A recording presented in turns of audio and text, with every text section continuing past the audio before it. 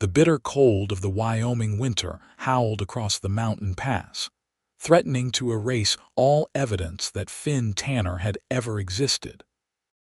His buckskin coat flapped violently in the wind as he urged his reluctant chestnut gelding forward through the deepening snow. Eyes squinted against the stinging ice crystals that pelted his weathered face. He hadn't meant to be this far up in the bighorns this late in the season, but the bounty on Jeremiah Blackwell's head was too substantial to ignore even if the outlaw had ultimately evaded him, disappearing into Montana territory 3 days ago.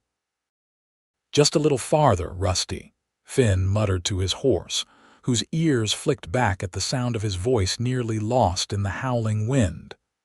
"We'll make it to that line shack before nightfall." That's when he saw it, a dark shape against the endless white. At first he thought it might be a fallen deer, but as Rusty carefully picked his way closer, Finn felt his heart hammer against his ribs. A woman lay half buried in snow, her cloak dusted with white, her face unnaturally pale against dark hair that whipped in the merciless wind. "Dear God," he breathed, dismounting so quickly he nearly lost his footing in the knee-deep snow. He trudged to her side, dropping to his knees and pressing 2 fingers against her neck. Their faint but present a pulse.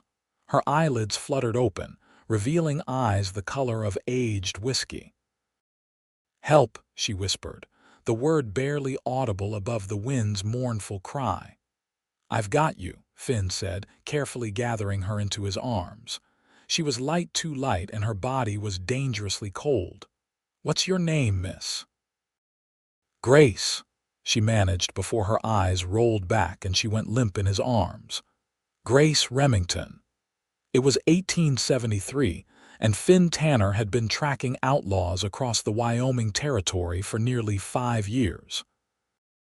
At 32, he'd seen his share of death and misfortune, but never had he come across a half-frozen woman in the unforgiving Bighorn Mountains. Holding her securely against his chest, he maneuvered back onto Rusty, who snorted his displeasure at the added weight.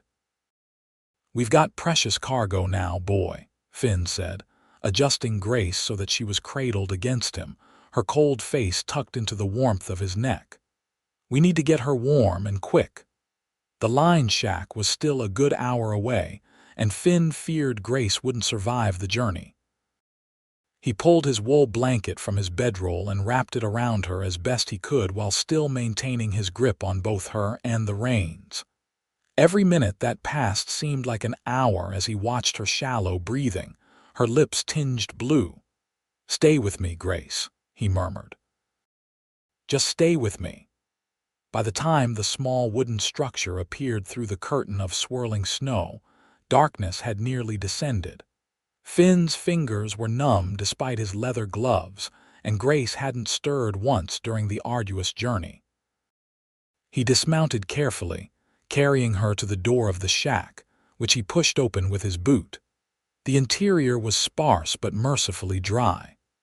A small iron stove stood in one corner, a rough-hewn table and chair in another, and a narrow cot against the far wall. Finn gently laid Grace on the cot before rushing back outside to bring Rusty into the lean-to attached to the cabin. He unsaddled the horse quickly, rubbed him down with handfuls of straw, and gave him the last of the oats from his saddlebag. Back inside, Finn worked with desperate efficiency. He gathered kindling and wood from the small pile beside the stove, grateful that the previous occupant had left it stocked. Within minutes, he had a fire blazing. He turned his attention back to Grace, whose stillness terrified him. Her clothes were soaked through.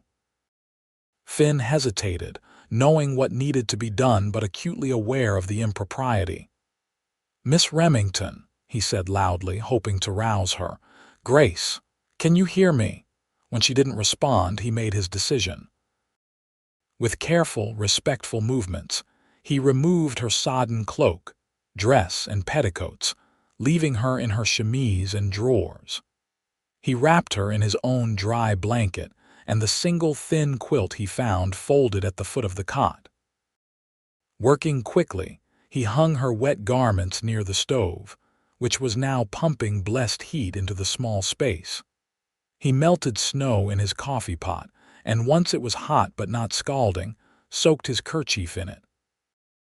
With gentle strokes, he bathed her face, neck, and hands, trying to bring warmth back to her pale skin. "Come on, Grace," he urged, rubbing her hands between his own. "Fight." As if she'd heard him, Grace's eyelids fluttered, and she gave a small, pained moan. Finn felt relief wash over him like a summer rain. "That's it," he encouraged. "Come back to me." Her eyes opened fully this time, confusion and fear evident in their amber depths. "Who?" she began, her voice a dry rasp. "Finn Tanner, madam. Found you half buried in snow on the mountain pass. Brought you to this lined shack." He reached for his canteen, which contained whiskey rather than water. "Take a small sip of this. It'll warm you from the inside." She complied, coughing as the liquor burned down her throat. "My clothes," she whispered, noticing her state of undress beneath the blankets. "They're drying by the fire," Finn explained, a flush creeping up his neck. "You were soaked through." I was as respectful as possible, madam," Grace nodded weakly. "Thank you for saving me, Mr. Tanner." "What were you doing out there alone?" he asked, moving to put more wood in the stove. "Running," she answered simply, her eyes closing again. Finn wanted to ask more, but he could see exhaustion overtaking her. "Rest now," he said. "We can talk in the morning." He settled himself on the floor beside the stove, his back against the wall, his Winchester across his lap.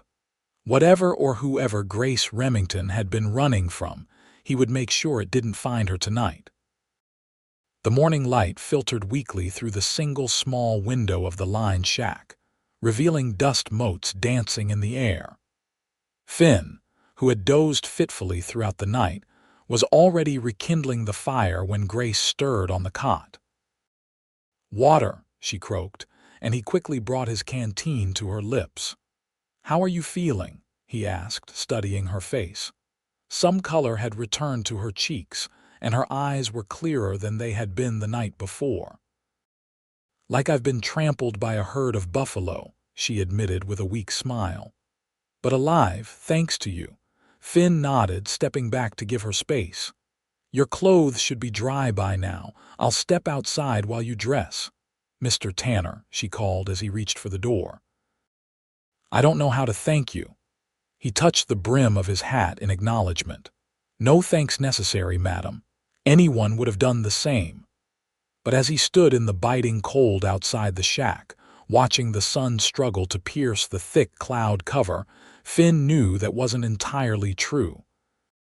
Many men who roamed these territories wouldn't have stopped for a stranger, especially not in such dangerous weather. Some might have done worse than leave her to freeze. When Grace emerged from the cabin 10 minutes later, properly attired in her now dry green woolen dress, Finn was struck by her transformation. Despite the ordeal she'd endured, she carried herself with dignity. Her dark hair, freed from its frozen state, fell in waves to the middle of her back, and her amber eyes regarded him with a mixture of gratitude and wariness. "I owe you an explanation," she said, pulling her cloak tighter around her slender frame. Finn shook his head. "You don't owe me anything, Miss Remington." "Grace, please," she insisted. "And I do owe you the truth, at least." She took a deep breath. "I was traveling with a wagon train bound for Oregon. My fiancé, William, and I joined in St. Louis. 3 days ago, our wagon broke an axle and we fell behind. William went to catch up with the others to get help, but he never returned. I waited a full day," she continued, her voice growing strained. "When a snowstorm began, I knew I couldn't stay with the wagon. I tried to follow the trail on foot, but the snow covered everything. I must have wandered off course. The last thing I remember before you found me was falling and being too tired to get up." Finn absorbed her story, sensing there was more to it than she was revealing, but he didn't press. Everyone in these territories had secrets, himself included. "The wagon train is long gone by now," he said gently, "and we're in no condition to try to catch up. The nearest settlement is Petaluma, about 2 days' ride from here when the weather's good." He glanced at the threatening sky.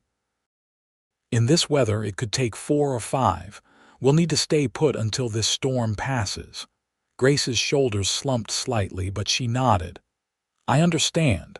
I won't be a burden, Mr. Tanner. I can cook, mend, Finn," he corrected with a small smile. "And you're not a burden, Grace. You're a survivor." He gestured toward the shack. "Let's get back inside. I'll check our supplies and see what we can rustle up for breakfast." The next 3 days passed in a strange, suspended state of existence. Outside, the storm raged, depositing another foot of snow on the already treacherous landscape. Inside, Finn and Grace established a careful routine, sharing the small space with as much propriety as their circumstances allowed. Finn hunted snowshoe hares in the brief periods when the storm abated, and Grace turned their meager supplies beans, coffee, and a few potatoes Finn had in his saddlebag into surprisingly satisfying meals. In the evenings, they sat by the stove, and Finn told stories of his life as a bounty hunter, carefully editing out the more violent details. Grace, in turn, shared stories of her childhood in Boston, where her father had been a successful merchant before his business failed during the Panic of 1857. "After we lost everything," she explained on the third night, her hands busy mending a tear in Finn's shirt, "my mother took ill. She passed away within a year. Father and I moved to St. Louis to live with his sister, but he never recovered from losing mother and the business. He drank himself to death by the time I was 16. "I'm sorry," Finn said sincerely. "That's a heavy burden for a young girl to bear." Grace's nimble fingers never paused in their work. "I managed. My aunt arranged my engagement to William. He had prospects in Oregon, a parcel of land and connections to start a logging business." She tied off her thread and bit it with her teeth. "It wasn't a love match, but it was a chance for security." "And now?" Finn asked, watching her face in the flickering light of the stove. She met his gaze steadily. "Now I have nothing and no one. Again." "You have a friend in me," Finn said, surprising himself with the declaration.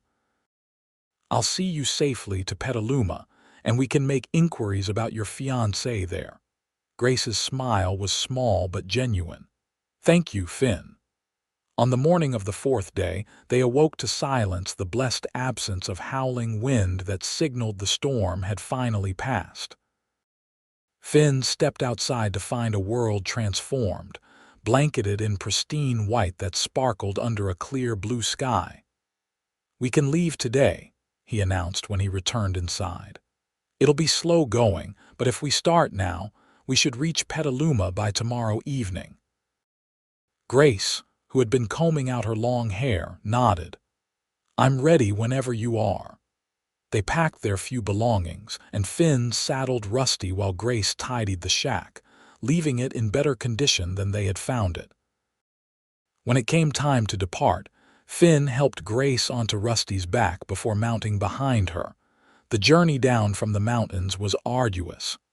The snow was deep, forcing Rusty to pick his way carefully. Finn kept one arm securely around Grace's waist, acutely aware of her warm body pressed against his. They spoke little, conserving energy and focusing on the treacherous path, but the silence between them was comfortable. They made camp that night in a sheltered grove of pines, where the snow wasn't as deep. Finn built a fire and constructed a crude lean-to of pine boughs to keep the worst of the cold at bay. They shared the last of their jerky and beans, huddled close to the flames. "Tell me about Petaluma," Grace said as they watched the sparks rise into the darkening sky. "What kind of place is it?" "It's a small town," Finn replied, "but growing. Has a decent hotel, a general store, a few saloons. The people are mostly honest, hard-working folks." He poked at the fire with a stick. "I've only passed through a few times, never stayed more than a night or two." "You ever stay anywhere for long?" Grace asked, studying his profile. Finn shook his head. "Not since the war. After Gettysburg, I couldn't stomach going back to Pennsylvania. Drifted west instead. Took up bounty hunting when my money ran out." He didn't add that the nightmares had driven him to a life of constant motion, that staying too long in one place made the memories crowd in until he could hardly breathe. Grace seemed to understand what he didn't say. She placed a gentle hand on his arm. "It must be a lonely life."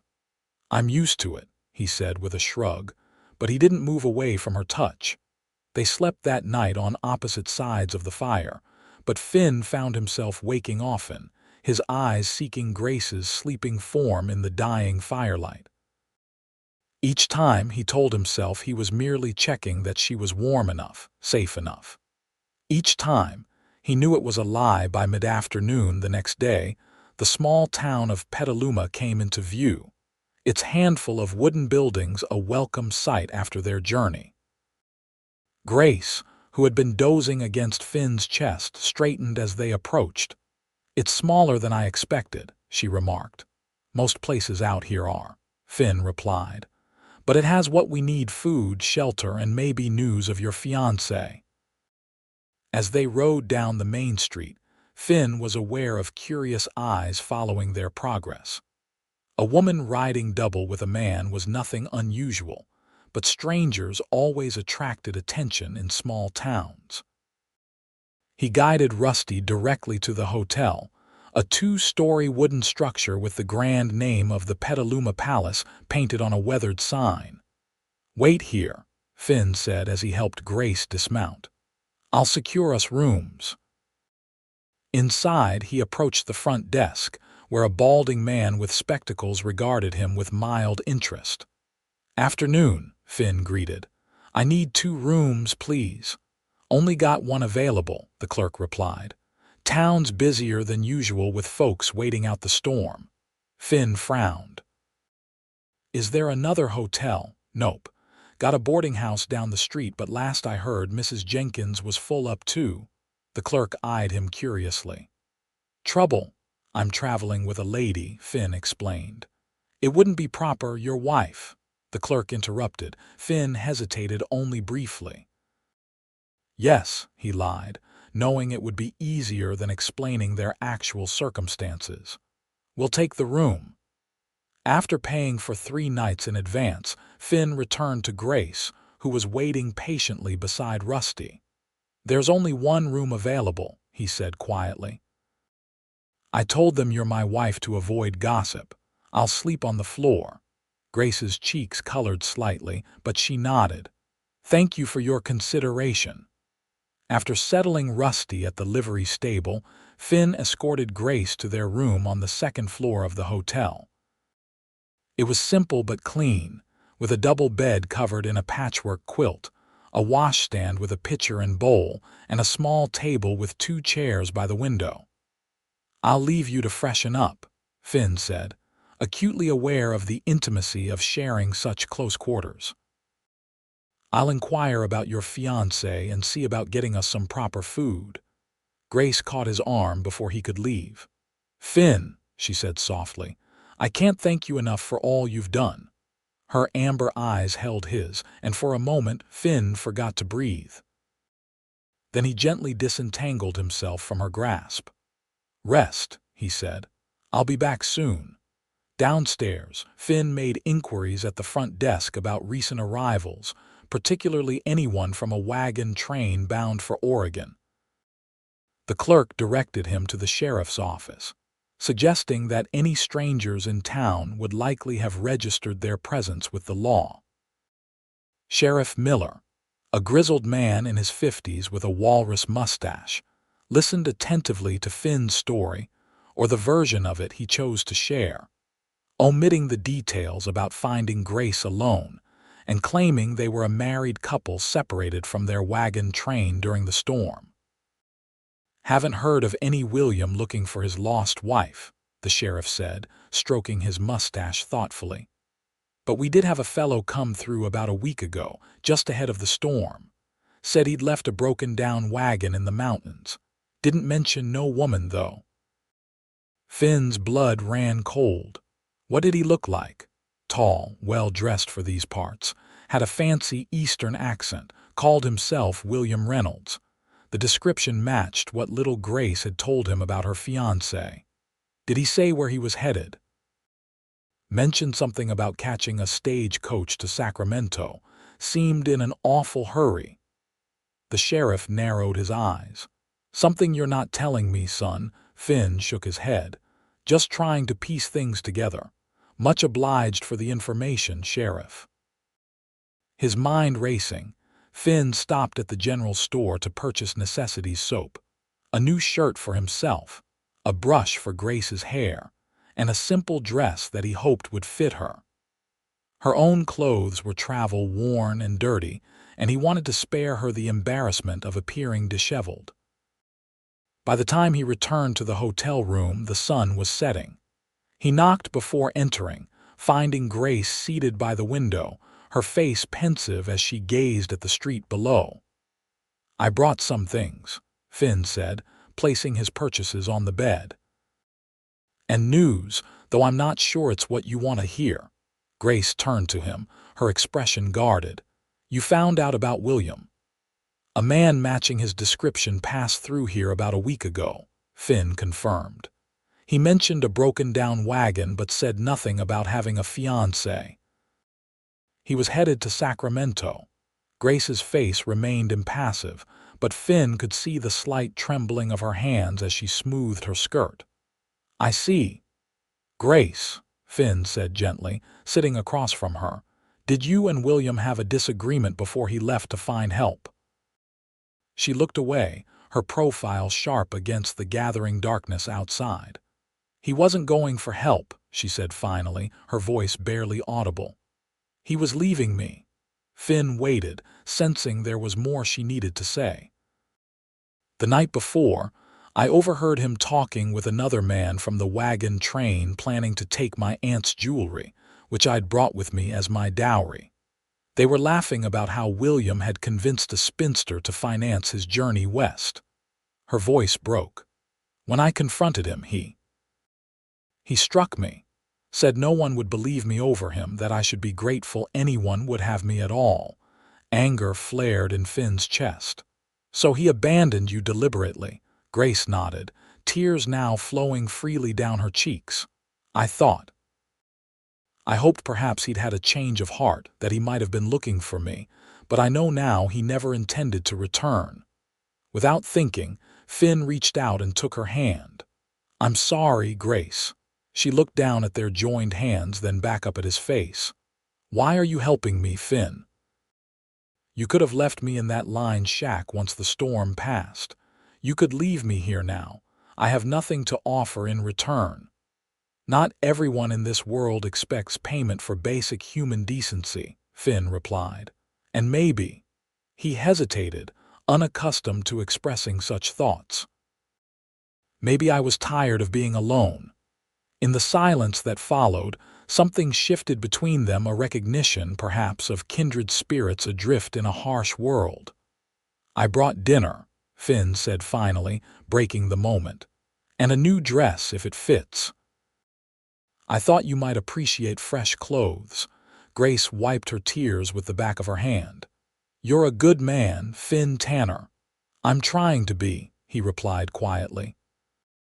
That night, despite Grace's protests that she could take the floor, Finn made a pallet of blankets beside the bed and stretched out his tall frame as comfortably as possible. In the darkness, he listened to Grace's breathing gradually slow and deepen as she drifted into sleep. He wondered what tomorrow would bring for her for them. He had planned to stay in Petaluma only long enough to ensure she was settled before heading back out on the trail of his next bounty. But the thought of leaving her alone in this town, with no money and no connections, sat poorly with him. Sleep eluded him as he contemplated options. She could find work at the hotel perhaps, or as a seamstress given her skill with a needle. But such positions paid little, and a woman alone was always vulnerable. He was still turning these thoughts over in his mind when dawn broke, sending pale light filtering through the thin curtains. He rose quietly, not wanting to wake Grace, and slipped out to visit the washroom at the end of the hall. When he returned, she was awake, seated on the edge of the bed with the new dress he'd purchased laid out beside her. "Good morning," she said, her voice still husky with sleep. "Morning," he replied, suddenly awkward in the intimate setting of the early hour. "I thought we might have breakfast downstairs, then discuss." "What comes next?" Grace nodded, gathering the dress into her arms. "I'll just be a moment." While she was gone, Finn paced the small room, rehearsing what he wanted to say. By the time Grace returned, wearing the simple blue calico dress that fitted her better than he dared hope, he had made a decision. "You look nice," he said, the compliment escaping before he could think better of it. A blush colored her cheeks. "Thank you for the dress. It's been so long since I had anything new." They descended to the hotel dining room, where they were served a hearty breakfast of flapjacks, bacon, and coffee. As they ate, Finn noticed Grace casting occasional glances at the other patrons, particularly the women in their neat dresses with their respectable husbands. "I've been thinking," Finn said as he pushed his empty plate aside, "about your situation." Grace set down her coffee cup. "As have I. I can seek employment here. The hotel might need help with cleaning or laundry." "Or," Finn said, his heart suddenly pounding uncomfortably in his chest, "you could come with me." Her eyes widened. "With you, but you're a bounty hunter, you travel constantly." "I've been considering settling down," he said, surprising himself with the truth of the statement. "Not here, but there's a small ranch for sale outside of Laramie. Nothing fancy, just a cabin and about 50 acres. I've been saving my bounty money for years. Never had a reason to spend it before." "Finn," Grace said cautiously, "what exactly are you proposing?" He took a deep breath. "A partnership of sorts. You need a safe place, and I think I'm ready to stop running. We could help each other." He held up a hand as she opened her mouth to speak. "I'm not asking for anything improper. We could live as neighbors. The cabin has 2 rooms. You'd have your privacy." Grace studied him intently, as if trying to read his true intentions. "Why would you do this for me?" Finn struggled to articulate the feelings that had been growing since he'd first carried her half-frozen form into the lined shack. "Because in 4 days, you've reminded me of what it's like to care about someone else's welfare. Because I sleep better knowing you're safe. Because—" he faltered. "Because," she prompted softly. "Because when I think about riding away from here and never seeing you again, I can't breathe," he admitted, the words rough with emotion. Grace reached across the table and placed her hand over his. "I hardly know you," she whispered. "I know," Finn acknowledged. "And you have every reason to be wary of men after what William did. I'm not asking for promises, just a chance to prove that not all men are like him." She withdrew her hand slowly, her eyes never leaving his face. "When would we leave?" "In a few days. After you've had time to rest and we've gathered supplies." He paused. "Is that a yes?" Grace's smile was cautious but genuine. "I'm willing to try." For Finn, it was enough. The next 2 days passed in a flurry of preparations. Finn sent a telegram to the land agent in Laramie, confirming his interest in the ranch and arranging to finalize the purchase upon his arrival. He bought supplies for the journey, food, additional blankets, a second horse for Grace, and warmer clothing for them both. Grace, meanwhile, purchased fabric and sewing supplies, determined to contribute to their new household in whatever way she could. In the evenings, they sat in their hotel room, Finn cleaning his weapons while Grace stitched curtains for the cabin she had yet to see. The domesticity of it all was foreign to Finn, but not unwelcome. He found himself watching Grace's nimble fingers as she sewed, wondering what it might be like to feel those fingers against his skin. Such thoughts were dangerous, he knew, given the tenuous nature of their arrangement, but he couldn't seem to banish them. On the morning of their departure, the weather was clear and mild for early December. They left Petaluma with little fanfare, Finn leading the way on Rusty while Grace followed on a gentle dappled mare they'd named Penny. The journey to Laramie would take nearly 2 weeks, following the overland trail east across southern Wyoming territory. The first few days on the trail established a comfortable routine. They rode from dawn until mid-afternoon, making camp while there was still plenty of daylight. Finn hunted fresh game when possible, and Grace proved remarkably adaptable to outdoor cooking. In the evenings, they sat by the campfire, talking more freely than they had in Petaluma. Finn told her about his childhood in Pennsylvania, his parents' small farm, his decision to enlist in the Union Army despite his father's objections. He spoke haltingly of the horrors he'd witnessed at Gettysburg and Antietam, of comrades lost, and the guilt he carried for surviving when so many hadn't. "Is that why you became a bounty hunter?" Grace asked on their 5th night on the trail. "To punish the guilty?" Finn considered the question as he stared into the flames. "Maybe at first," he admitted, "but after a while it was just a way to keep moving, to outrun the memories. And now—" She was seated close enough that he could smell the lavender sachet she kept with her meager belongings. "Now I'm tired of running," he said simply, meeting her gaze across the fire. Grace shared her own stories, her mother's gentle teachings, her father's ambition that ultimately destroyed him, the quiet desperation that had led her to accept William's proposal. "I convinced myself it was a practical decision," she said, "but in truth, I was afraid of ending up alone. And now you're heading to the middle of nowhere with a man you barely know," Finn pointed out with a wry smile. "I'm not sure that's much of an improvement." "You saved my life," Grace replied. "That counts for something." "I hope it counts for trust," Finn said seriously. "Because that's what I'm offering you, Grace, trust and respect, nothing more unless you want it someday." The implication hung in the air between them, neither willing to address it directly. But that night, as they settled into their separate bedrolls, Finn thought he saw something in Grace's eyes that hadn't been there before, a considering look, a possibility. On the 8th day of their journey, disaster struck. They were crossing a fast-moving stream, swollen with early winter rains, when Penny stumbled on a slick rock.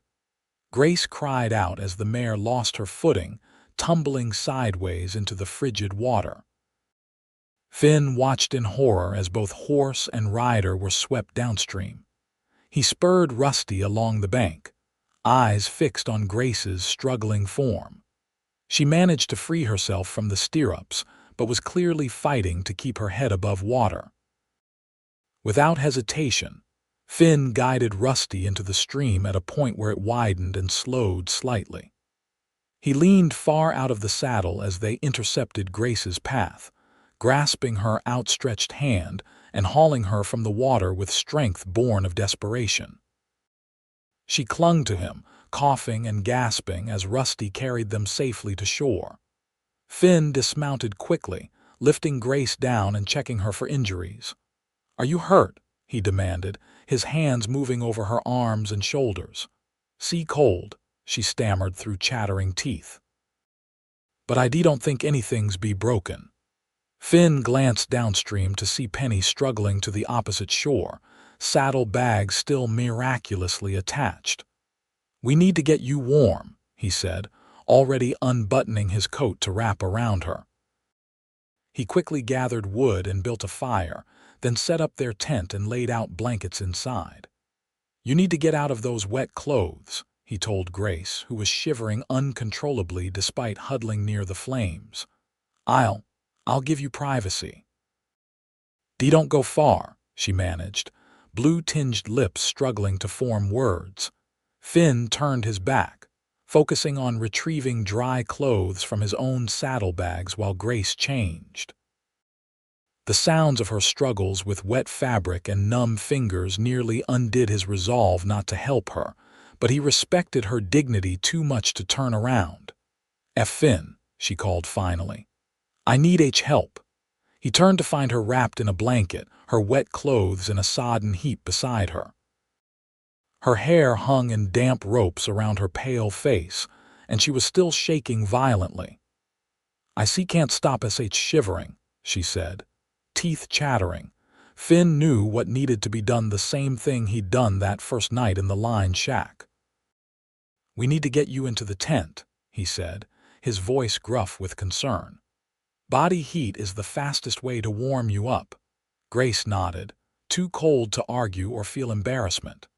Finn guided her to the tent, helping her settle onto the blankets before removing his own boots and outer clothing. In just his Henley and long underwear, he slipped under the blankets beside her, pulling her cold body against his chest. "I've got you," he murmured against her damp hair. "Just like before." Gradually, her shivering subsided as Finn's warmth seeped into her chilled limbs. He was acutely aware of her body pressed against his, of the trust implicit in their position, of the line he was determined not to cross. "Thank you," Grace whispered once her teeth had stopped chattering. "For saving me. Again." "Getting to be a habit," Finn replied, attempting humor to distract from the intimacy of their situation. She shifted slightly, turning in his arms so that she faced him, their faces inches apart in the dim light filtering through the canvas. "Why did you really ask me to come with you, Finn?" She asked, her eyes searching his. "The truth." Finn swallowed hard. "Because from the moment I found you in the snow, something inside me recognized something in you, like a piece of myself I didn't know was missing." The words felt inadequate, but they were honest. "I've been alone for so long, Grace, and then there you were." In the silence that followed, he feared he'd said too much, revealed feelings that would frighten her away. But then her cold hand found his cheek, her touch tentative but deliberate. "I felt it too," she admitted. "When I woke up in that line shack and saw you watching over me, I felt safe, known." Finn's heart hammered against his ribs. "Grace," he breathed, a question and a plea in her name. She answered by closing the distance between them, her lips meeting his in a kiss that started gentle but quickly deepened with shared hunger. Finn pulled her closer, one hand tangling in her damp hair as he lost himself in the sensation of her mouth on his, her body pressed against him. When they finally broke apart, both breathing heavily, Finn rested his forehead against hers. "I don't want to rush you," he said hoarsely. "We have time." Grace's eyes, now dark with desire, held his. "I've learned that time isn't guaranteed, Finn. The storm could have taken me. The river could have taken me, but you found me both times." Her hand moved to his chest, resting over his thundering heart. "I don't want to waste any more time pretending I don't feel what I feel." "And what do you feel?" he asked, needing to hear the words. "That maybe finding you was what I was running toward all along," she whispered. Their second kiss was deeper, more certain. Finn's hands moved reverently over her body, still covered by the blanket, asking silent permission that Grace granted with sighs and murmurs of encouragement. As the afternoon faded into evening, they explored each other with increasing boldness, learning the contours of desire and fulfillment in the safe haven of their tent. Afterward, they lay entwined, Grace's head on Finn's chest, his fingers tracing lazy patterns on her bare shoulder. Outside, they could hear Rusty moving about, and in the distance, the answering whinny of Penny, who had apparently crossed back over the stream and found her way to them. "I need to check on the horses," Finn said reluctantly, pressing a kiss to Grace's forehead. "I know," she replied, equally unwilling to break their connection. "We should probably eat something too." Neither moved for several more minutes, savoring the newfound intimacy. Finally, Finn disentangled himself, dressing quickly in the cooling air. "I'll be right back," he promised, dropping one more kiss on Grace's upturned lips. As he stepped outside to rebuild the fire and check on their mounts, Finn felt a sense of rightness settle over him. For the first time since the war, he wasn't looking over his shoulder or thinking about the next bounty, the next town, the next escape. He was simply here in this moment, with a woman who somehow made him believe in second chances. When he returned to the tent with hot coffee and strips of jerky, a poor excuse for dinner, but the best he could manage, he found Grace dressed in his spare shirt, her hair combed and drying in the warmth of the tent. She looked up at him with a smile that stole his breath. "I was thinking," she said, accepting the tin cup he offered, "about names for our ranch." "Our ranch," Finn repeated, a grin spreading across his face. Grace's expression grew uncertain. "I mean, if that's still what you want, after this." Finn set down his coffee and took her face between his hands. "Grace Remington, this only makes me more certain. I want a home with you. I want a life with you if you'll have me." Her eyes shimmered with unshed tears. "I will," she whispered. "I do." The remaining days of their journey passed in a blur of deepening connection. They still made camp early each day, but now spent the long evenings learning about each other in every way possible, talking, laughing, making love beneath the stars. Finn discovered that Grace had a surprising streak of mischief beneath her proper exterior, and she delighted in his dry humor and unexpected tenderness. They reached Laramie 2 weeks after leaving Petaluma, riding into town with the confidence of people who knew exactly where they were going and why. The land agent, Mr. Patterson, seemed mildly surprised to see Finn with a woman, but made no comment as they completed the purchase of the small ranch 10 miles outside of town. "Previous owner left some furniture," Patterson explained as he handed over the deed and keys. "Nothing fancy, but it'll get you started. Good water source on the property, and the previous plantings should come up in spring if you tend them proper." "We will," Grace assured him with such conviction that Finn felt his heart swell with pride and something deeper, love, though he hadn't said the word aloud yet. The ride to their new home took them through rolling grasslands dotted with stands of pine. As they crested the final hill, the cabin came into view, a solid structure of logs with a stone chimney, a small barn nearby, and the promised 50 acres spreading out around it. "It's perfect," Grace breathed, her eyes shining as she took in their kingdom. Finn helped her down from Penny's back, then surprised her by sweeping her into his arms.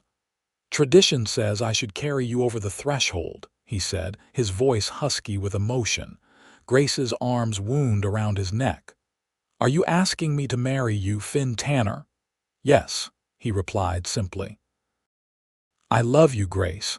I think I started loving you when I found you half frozen in those mountains."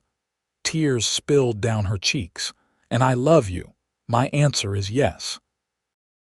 He carried her across the threshold of their cabin, both of them laughing when he had to duck to avoid hitting his head on the doorframe.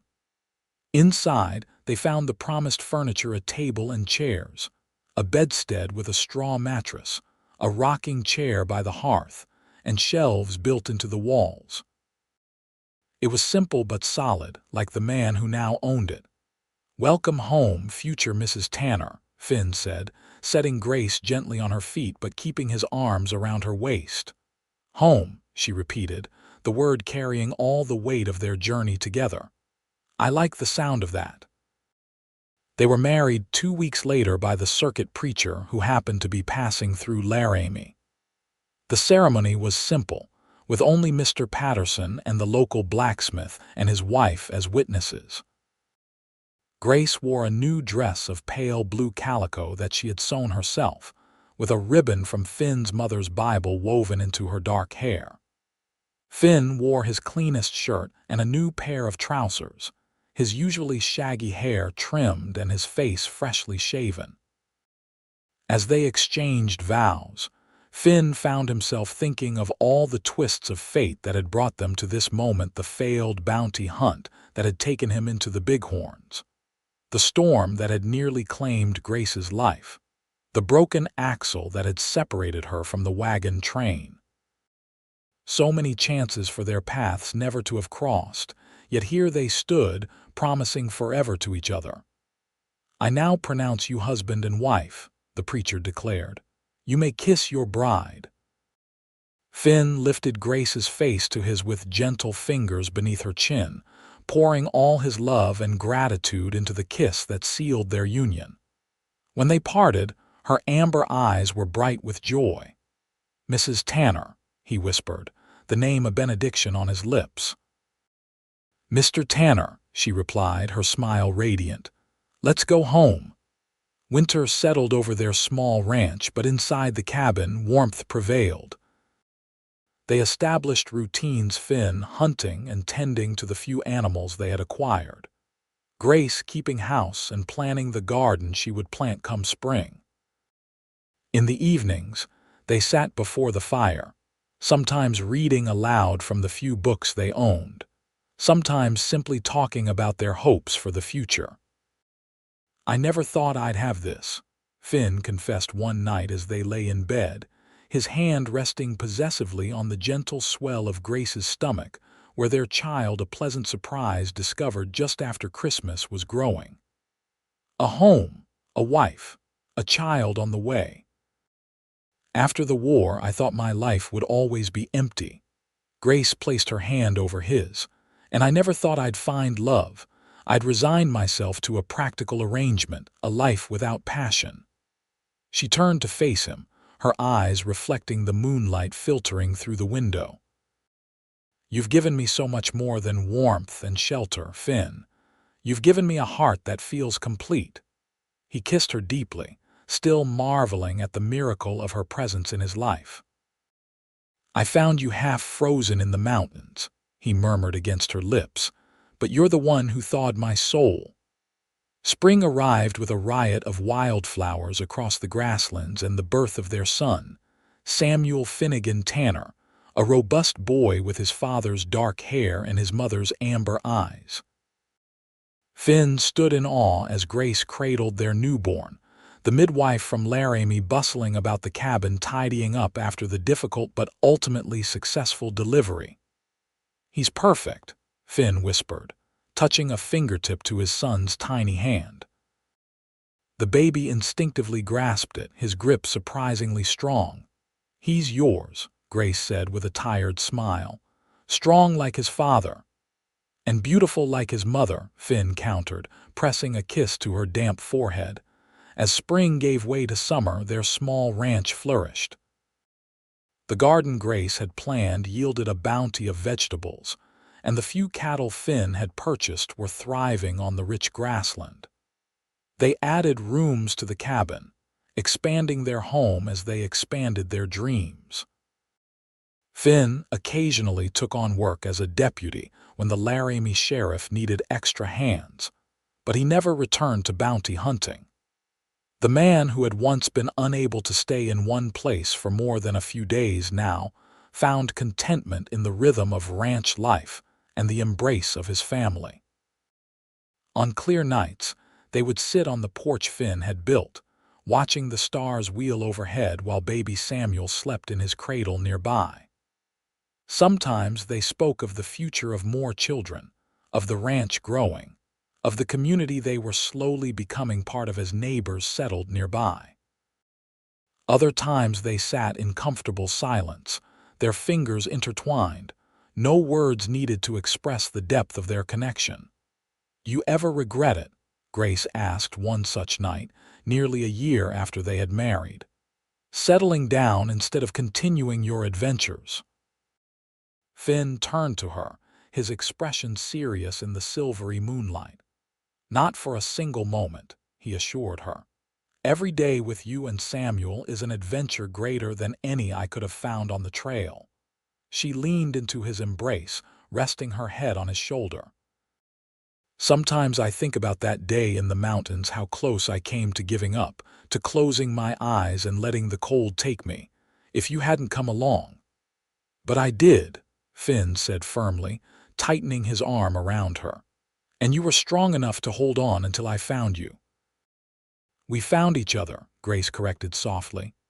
"Two lost souls in the wilderness." "Not lost anymore," Finn murmured, pressing a kiss to her temple. As the years passed, their family and their ranch grew together. A daughter, Elizabeth Rose, joined them 2 years after Samuel, followed by twins James and Joseph 3 years later. The original 50 acres expanded to 200 as they purchased adjacent land from neighbors moving on to California.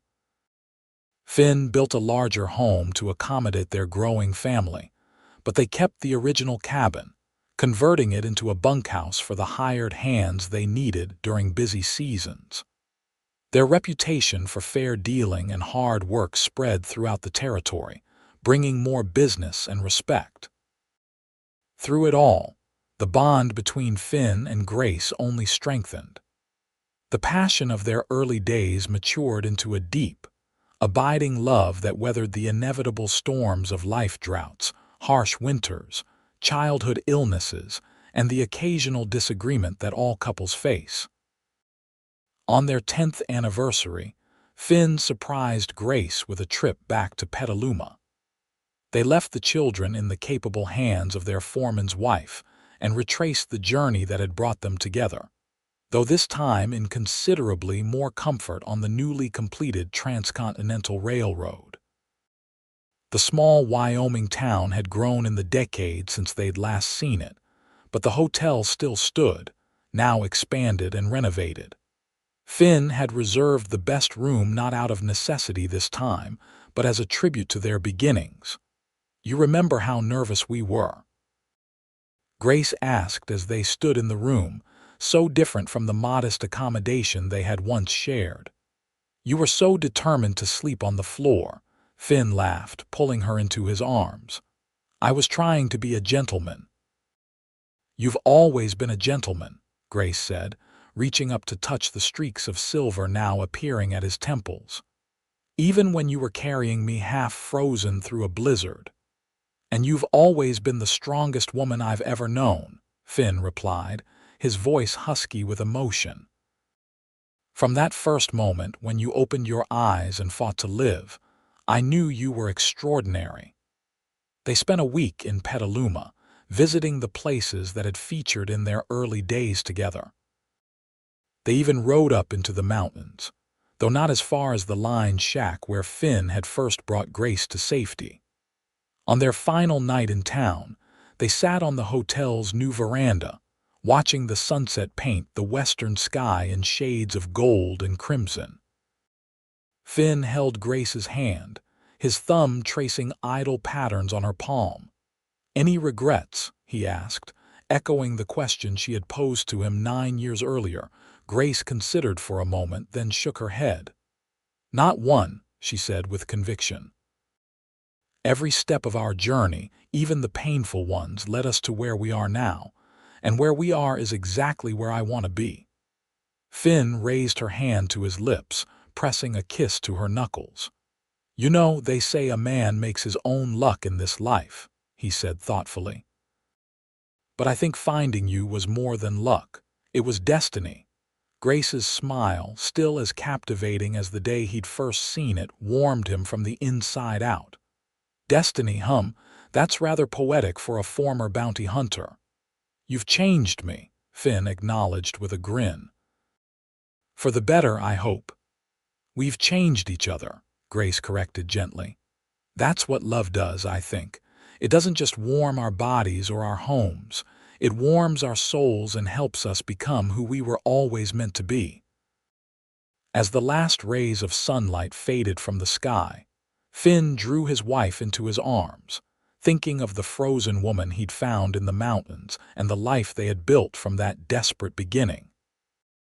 Their love story, born in ice and nurtured in the warmth they created together, was still being written with each passing day. "I found you half frozen in the mountains," he whispered against her lips, repeating the words that had become a cherished refrain between them. "And you carried me home," Grace finished, her amber eyes reflecting the first stars of evening, "and warmed my soul forever." Their kiss, witnessed only by the emerging stars, sealed the promise of their past and the certainty of their future, a future built on trust, respect, and a love that had indeed warmed two souls once thought beyond healing. The Tanner Ranch continued to prosper through the years, becoming one of the most respected operations in Wyoming territory. Their children grew strong and capable, each inheriting different aspects of their parents' characters: Samuel with Finn's sense of justice, Elizabeth with Grace's compassion, and the twins with a blend of their father's determination and their mother's resilience. As Wyoming approached statehood in 1890, Finn, now with more silver than black in his hair, was asked to serve on the Territorial Council, helping to draft the new state constitution. Grace, whose wisdom was sought by neighbors and townspeople alike, became a quiet force in the growing suffrage movement that would eventually make Wyoming the first state to grant women the right to vote. They faced challenges together: economic downturns, the changing landscape of the West as it became more settled, the inevitable march of progress that brought both opportunities and complications. Through it all, they remained each other's steadfast supporters and most trusted confidants. Their children married and started families of their own, some staying near the ranch while others ventured farther afield. Grandchildren came, bringing new joy and energy to the home that had begun as a simple cabin built on hope and courage.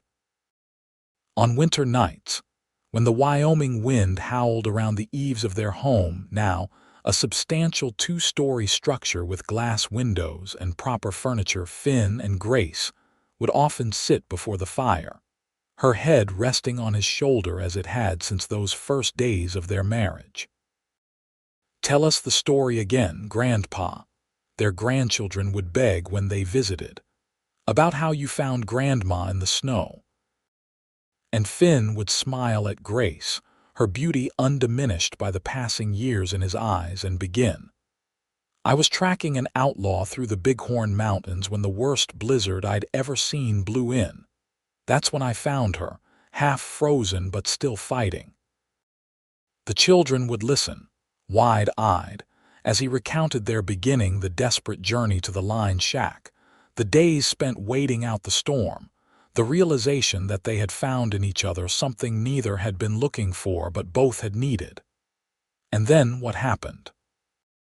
The youngest would invariably ask, though they all knew the story by heart. "Then," Grace would continue, her voice soft with remembrance, "your grandfather carried me home and warmed my soul, and we've been keeping each other warm ever since." In their twilight years, as the 19th century gave way to the 20th, and the world around them changed in ways they could scarcely have imagined in their youth, Finn and Grace remained constants for each other. Their love, tested by time but never found wanting, was a beacon for their family and a testament to the power of finding home in another's heart. On the 50th anniversary of the day Finn found Grace in the mountains, their entire extended family gathered at the ranch for a celebration. 4 generations of Tanners filled the home with laughter and love, as they honored the couple whose courage and devotion had created this legacy. That night, after the festivities had concluded and their guests had departed or retired to their rooms, Finn and Grace stood on the porch of their home, gazing up at the star-filled Wyoming sky. 50 years, Finn marveled, his arm around Grace's waist. Sometimes it feels like yesterday that I saw you lying there in the snow. And sometimes, Grace replied, leaning into his embrace, it feels like I've loved you for eternity. In the quiet of that moment, surrounded by the life they had built together, they shared a simple truth that had guided them through half a century of joys and sorrows, triumphs and challenges. That love, like the warmth that had saved Grace's life on that long-ago winter day, was not merely about survival but about thriving, about creating light in darkness and finding home in the wilderness of the world. And as they stood there beneath the vast Wyoming sky, their hearts still beating in rhythm after 50 years together, Finn and Grace Tanner knew that the greatest adventure of their lives had not been found in the dangers they had faced or the obstacles they had overcome, but in the everyday miracle of choosing each other, again and again, through all the seasons of their shared journey. It had begun with a desperate rescue in the frozen mountains, but it had become so much more a love story written not just in grand gestures but in quiet moments, in shared dreams and mutual respect, in the warmth they had created together when the world around them was cold. And in that warmth, two souls once lost had found their truest home,